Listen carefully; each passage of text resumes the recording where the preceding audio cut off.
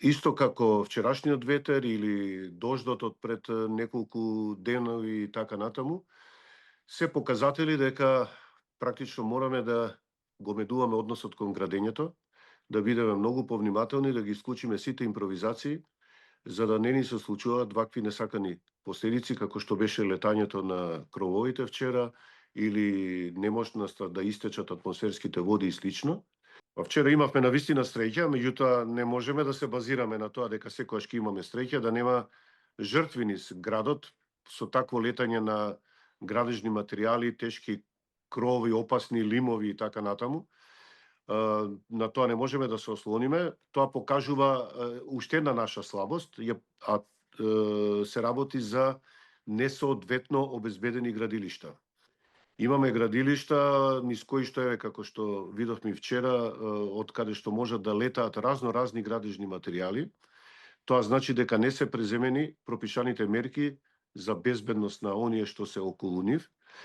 Имаме градилишта од каде што вчера од ветерот се разнесуваше прашина во огромни размери, која директно ја загрозува животната средина.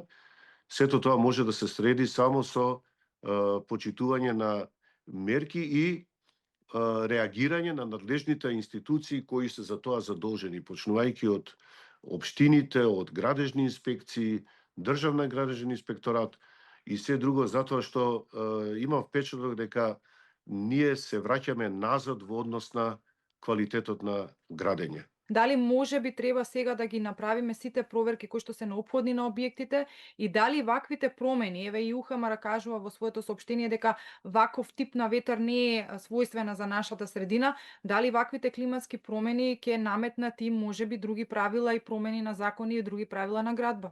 Треба да се проверат многу конструкции, многу кровови, многу билборди и слични чувствителни елементи кои што ги имаме низ градот, за да се види во каква состојба се.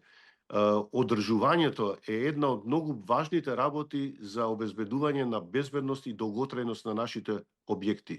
А тука многу потфрламе, што поради нашиот однос кон градителството, што поради тоа што имаме се помалку стручен кадар кој може овие работи да ги врши на соодветно потребно ниво.